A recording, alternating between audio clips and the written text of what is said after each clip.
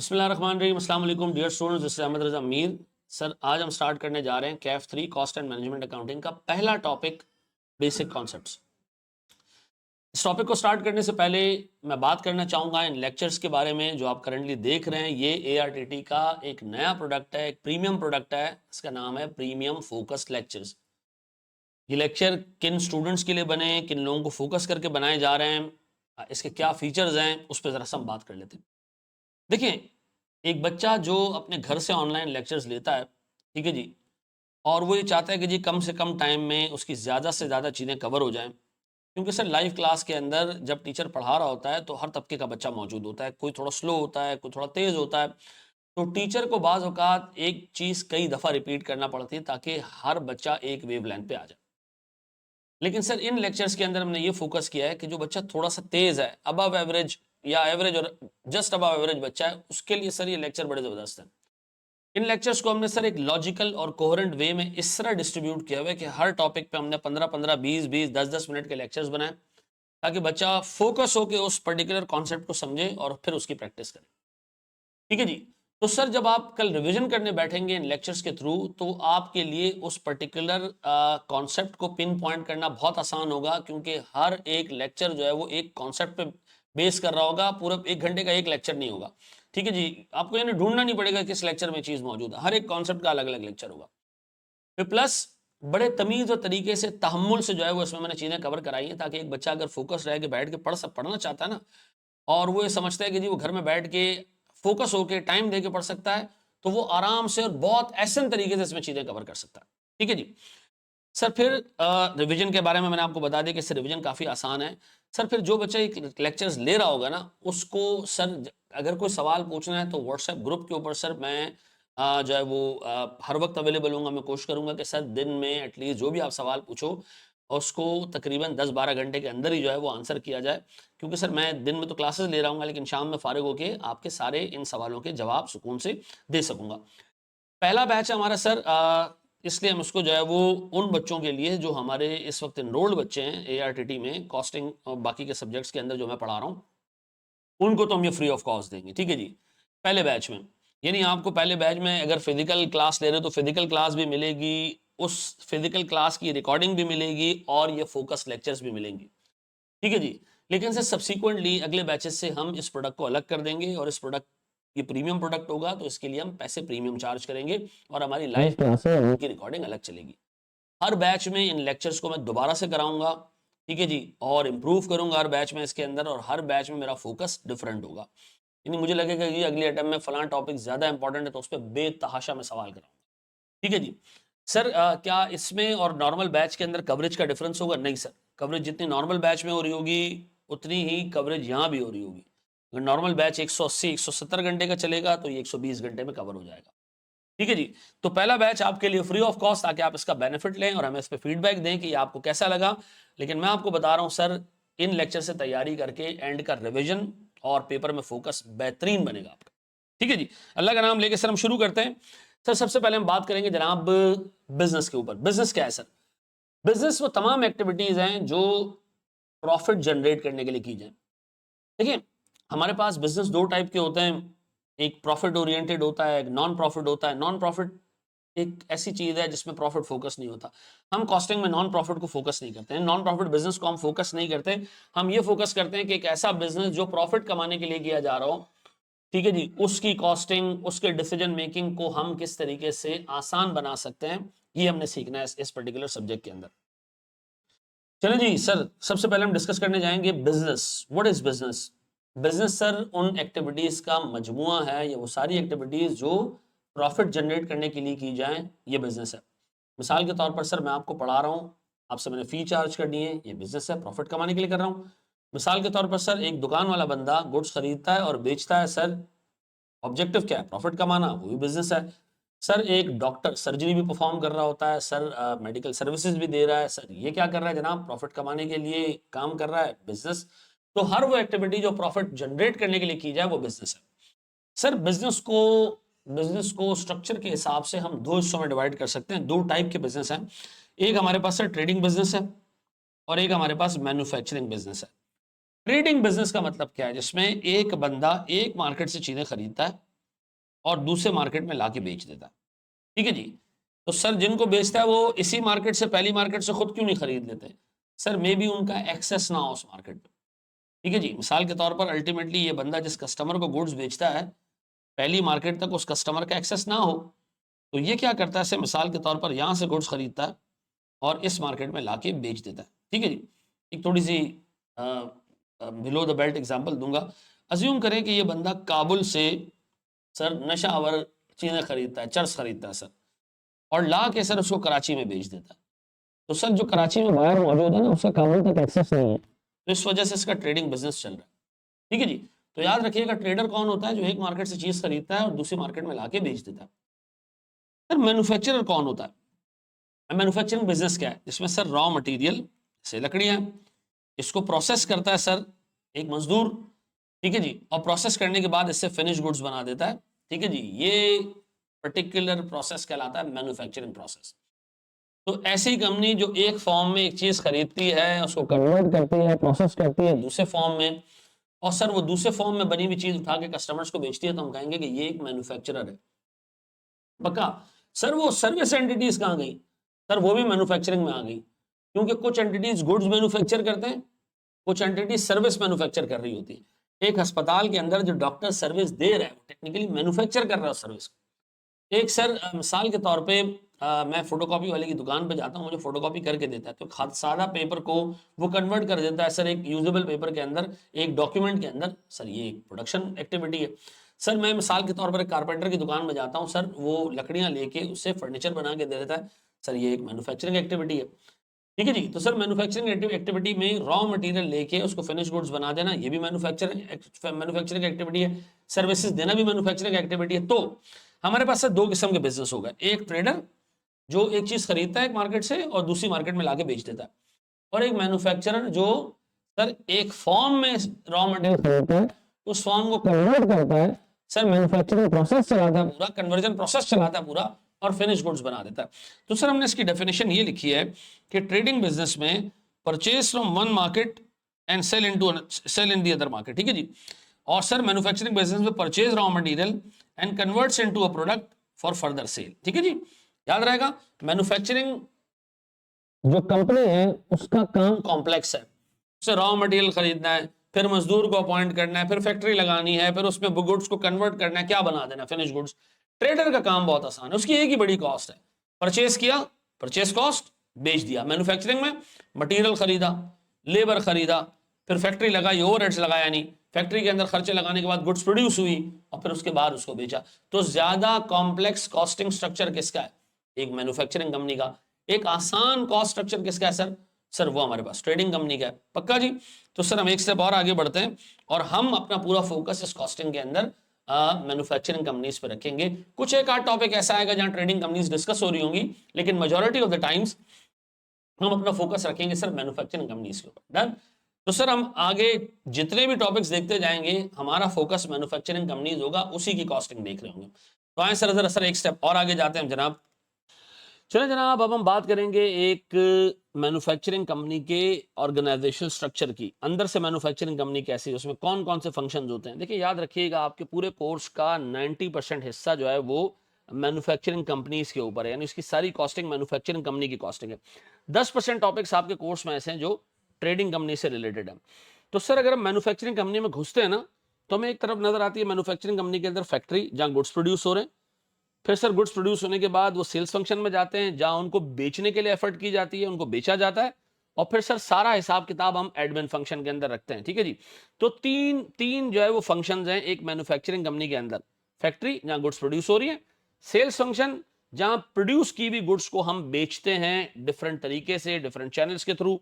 और सर जब गुड्स बिक जाती हैं तो उनका हिसाब किताब के मैन्युफैक्चरिंग पर खर्चा कितना आया था, बिकने के बाद सेल्स कितनी हुई है, प्रॉफिट कितना कमाया है, टैक्स कितना बनता है, ये सारा हमारा एडमिन फंक्शन में जा रहा होता है। हमारे चार्टर्ड अकाउंटेंट्स एडमिन फंक्शन में बैठे होते हैं, फाइनेंशियल स्टेटमेंट्स बना रहे होते हैं, ऑडिट करवा रहे होते हैं, एसईसीपी को रिपोर्ट कर रहे होते हैं। ये सारे काम हमारे एडमिन डिपार्टमेंट में होते हैं। ठीक है जी।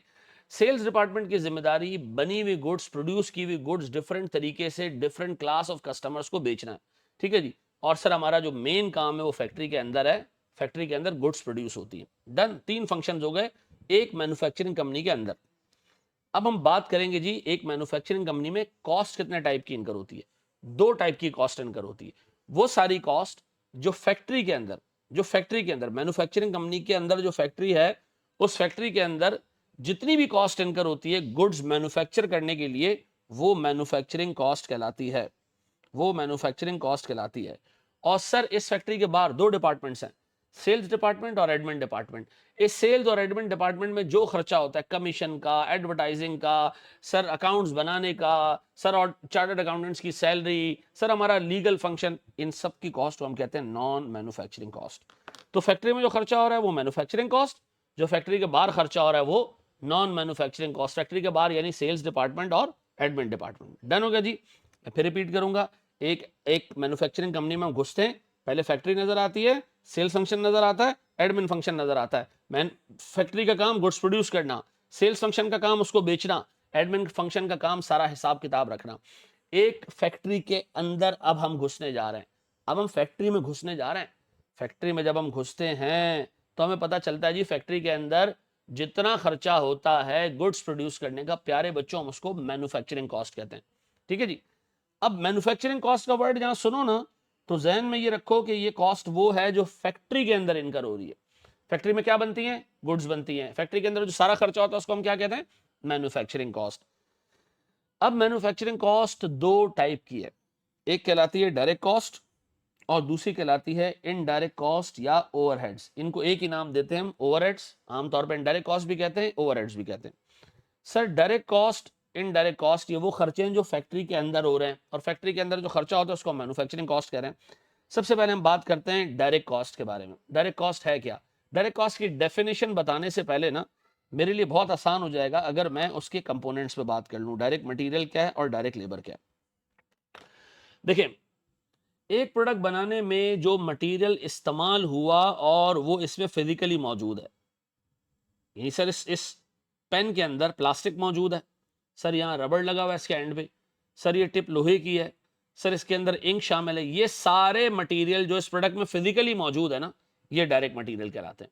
एक केक बनाने के अंदर आटा या मैदा, ठीक है जी, चीनी, सर उसके अंदर जो है वो क्रीम, उसके अंदर अंडे, दूध, ये सारी चीज़ें जो केक के अंदर मौजूद हैं, ये क्या कहलाएंगे मेरे बच्चों? Direct material. अच्छा, बाज़ औक़ात केक बनाने में डीजल भी इस्तेमाल होता है। भाई डीजल का इस्तेमाल होता है केक बनाने में? ओ भाई सीधी सी बात है, जिस भट्टी में केक बन रहा है, जिस फैक्ट्री के अंदर केक बन रहा है, सर उस फैक्ट्री की मशीनों को चलाने के लिए डीजल इस्तेमाल होता है। तो मुझे बताएं जो डीजल इस्तेमाल हो रहा है ये क्या है मेरे पास? सर ये मटीरियल तो है, लेकिन चूंकि प्रोडक्ट में मौजूद नहीं है तो ये इनडायरेक्ट मटीरियल। आसान भाषा में, जो रॉ मटेरियल प्रोडक्ट बनाने में इस्तेमाल हुआ प्रोडक्ट में मौजूद है, डायरेक्ट मटेरियल। जो प्रोडक्ट बनाने में इस्तेमाल हुआ प्रोडक्ट में मौजूद नहीं है, इनडायरेक्ट मटेरियल या ओवरहेड्स। पक्का? अच्छा जी। अब मुझे एक बात बताएं, स्टेबल में डायरेक्ट मटेरियल क्या है? सर स्टेबल में डायरेक्ट मटेरियल है लकड़ी, लोहा, इसकी कीलें, इसका सोल्यूशन, इसके ऊपर जो शीट लगी हुई, ये सारे क्या है? Direct material. लेकिन इसी टेबल को बनाने के लिए जो सर इलेक्ट्रिसिटी, सॉरी, जो फ्यूल इस्तेमाल हुआ है, जो पेट्रोल इस्तेमाल हुआ है, सर वो भी तो मटेरियल है, लेकिन उस प्रोडक्ट में ट्रेसेबल फिजिकली मौजूद नहीं है। तो बताएं हमने सर दो खर्चे देख लिए। डायरेक्ट मटेरियल वो रॉ मटेरियल जो प्रोडक्ट में मौजूद है, इनडायरेक्ट मटेरियल वो रॉ मटेरियल जो प्रोडक्ट बनाने में इस्तेमाल हुआ लेकिन प्रोडक्ट में मौजूद नहीं है, sir indirect material. Indirect material को हम ओवरहेड्स भी कहते हैं। ठीक है जी। Sir traceable into the product, sir used in the production process but not physically traceable. ठीक है जी। अब बताएं सर डायरेक्ट लेबर क्या है? इसके लिए मैं एक छोटी सी डायग्राम आपके सामने बनाऊंगा। सर अज्यूम करें ये एक फैक्ट्री है, ठीक है जी। इस फैक्ट्री के अंदर सर मजदूर हैं जो काम कर रहे हैं, ये प्रोडक्ट्स बना रहे हैं, ठीक है जी। ये सारे मजदूर ऐसे हैं जो प्रोडक्ट बना रहे हैं। एक कंपनी मिसाल के तौर पर पेन प्रोड्यूस करती है, सारे मिलके पेन प्रोड्यूस कर रहे हैं, ठीक है जी, पेन्स बना रहे हैं लगातार। ये जो पेन बना रहे हैं ना बजाते खुद अपने हाथों से, ये कहलाते हैं डायरेक्ट लेबर। क्या कहलाते हैं? Direct labour. ये बजाते खुद भैया अपने हाथों से प्रोडक्ट बना रहे हैं, डायरेक्ट लेबर। अच्छा जी। अब सर यहां कोने में एक और बंदा बैठा हुआ है जो क्या कहलाता है? सुपरवाइजर। क्या कहलाता है? सुपरवाइजर। ये सुपरवाइजर का काम ये है कि सर इन तमाम मजदूरों के को सुपरवाइज करे और इनसे काम ले, ठीक है जी। इनको मॉनिटर करे कि काम सही कर रहे हैं, गलत करेंगे, तमाम ये बैठ के काम करेगा। ये खुद प्रोडक्ट नहीं प्रोड्यूस करेगा, लेकिन इन तमाम को मॉनिटर करेगा कि कहीं ये काम उल्टा तो नहीं कर रहे हैं, गलत तो नहीं कर रहे हैं, टाइम वेस्ट तो नहीं कर रहे हैं। ये सुपरवाइजर बजाते खुद प्रोडक्ट प्रोड्यूस नहीं करता, तो ये क्या, ये सुपरवाइजर मेरे पास इनडायरेक्ट लेबर की एग्जांपल, ऐसा इनडायरेक्ट लेबर ऐसा। इसी तरह सर मेरे पास एक और बंदा यहाँ मौजूद है जो इसी फैक्ट्री के अंदर कैंटीन चलाता है, ठीक है जी। ये कैंटीन में चाय पराठे बना बना के उठा उठा के सर इनको दे रहा है ताकि ये डायरेक्ट मजदूर जो है वो तरोताज़ा रहे, ठीक है जी। ये कैंटीन रन करता है। अब देखें कैंटीन वाला भी बजाते खुद कंपनी का मेन प्रोडक्ट प्रोड्यूस नहीं कर रहा, तो ये भी कौन है, इनडायरेक्ट लेबर, ऐसा। अब मुझे एक चीज़ ये बताएं सर, मेरे पास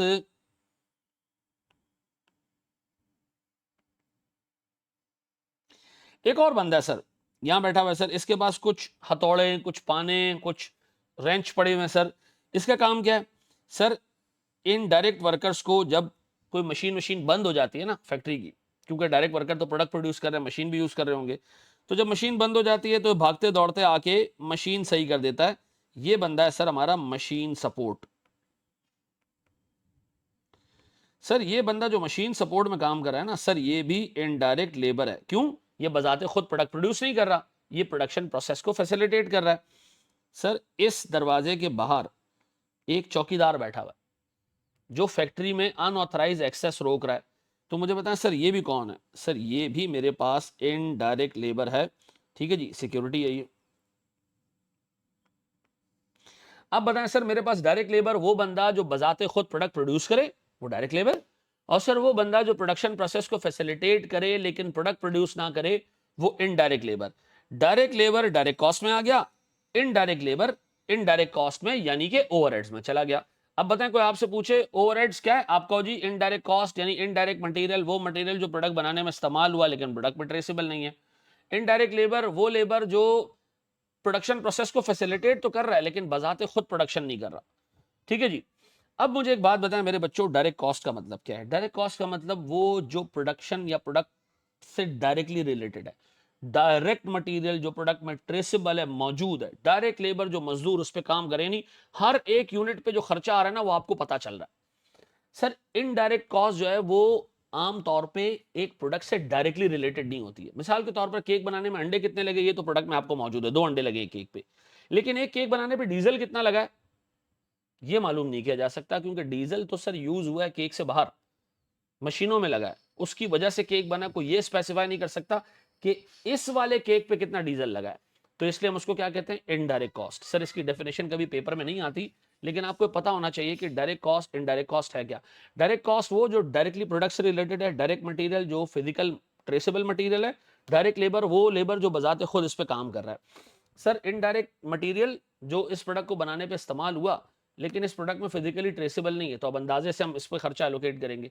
सर इनडायरेक्ट लेबर वो मजदूर जिसने प्रोडक्शन प्रोसेस को फैसिलिटेट तो किया लेकिन सर खुद प्रोडक्ट प्रोड्यूस नहीं किया, ये हमारा इनडायरेक्ट लेबर है। अब बताएं क्या फैक्ट्री के अंदर, एक मैन्युफैक्चरिंग कंपनी के अंदर जो फैक्ट्री है उसके अंदर यही 4 खर्चे होते हैं, direct material, direct labour, indirect material, direct labour? नहीं, और भी तो खर्चे होते हैं। जैसे अगर मैं फैक्ट्री में जाऊं तो मशीनें पड़ी हुई हैं, ये मशीनें डेप्रिशिएट होंगी। सर हमारी फैक्ट्री का रेंट है, सर हमारी फैक्ट्री के अंदर फ्यूल या इलेक्ट्रिसिटी भी यूज हो रहा है, चलो इसको तो इनडायरेक्ट मटेरियल भी हम काउंट कर सकते हैं। इंश्योरेंस है सर किस चीज की, फैक्ट्री की बिल्डिंग का, मशीनों का, ठीक है जी। सर फैक्ट्री के अंदर इंटरनेट चल रहा है, इंटरनेट की कॉस्ट। फैक्ट्री के अंदर सर 1000 किस्म के खर्चे हो रहे होंगे, उन खर्चों को हम नाम देते हैं अदर मैन्युफैक्चरिंग ओवरहेड्स या अदर मैन्युफैक्चरिंग कॉस्ट। अब बताएं जी, एक मैन्युफैक्चरिंग कंपनी में मैं घुसा, फैक्ट्री नजर आई, सेल्स फंक्शन नजर आया, एडमिन फंक्शन नजर आया। फैक्ट्री की सारी कॉस्ट को मैन्युफैक्चरिंग कॉस्ट कहते हैं। फैक्ट्री की कॉस्ट में 5 चीजें हैं, direct material, direct labour, indirect material, indirect labour, all other cost, ठीक है जी। अब ये याद रहेगा मेरे बच्चों। मुझे बताएं सर सेल्स फंक्शन में कौन से खर्चे इनकर होते हैं। सेल्स फंक्शन में वो सारे खर्चे इनकर होते हैं जो प्रोडक्ट की सेल्स के लिए लगाए जाते हैं। जैसे कमीशन है, किसी बेचने के लिए एजेंट को आपने कमीशन दे दिया। एडवर्टाइजिंग कॉस्ट है, ठीक है जी, सर क्लाइंट के पास जाते हैं, जो रास्ते का ट्रैवलिंग कॉस्ट है, ट्रांसपोर्टेशन आउट, ये हमारे सेल्स में आ जाएगी। सर जो हमारे एडमिन है, एडमिन फंक्शन का मतलब है हिसाब किताब रखने वाला। सर चार्टर्ड अकाउंटेंट्स की जो सैलरी है, सर जो हमारी ऑडिट कराने की कॉस्ट है, फाइनेंशियल स्टेटमेंट्स बनाने की कॉस्ट है, वो सारी किस में आएगी, एडमिन फंक्शन के अंदर आएगी। याद रहेगा एडमिन फंक्शन और सेल्स फंक्शन की जो कॉस्ट होती है उसको हम नॉन मैन्युफैक्चरिंग कॉस्ट कहते हैं, इसकी कोई क्लासिफिकेशंस नहीं है, ठीक है जी।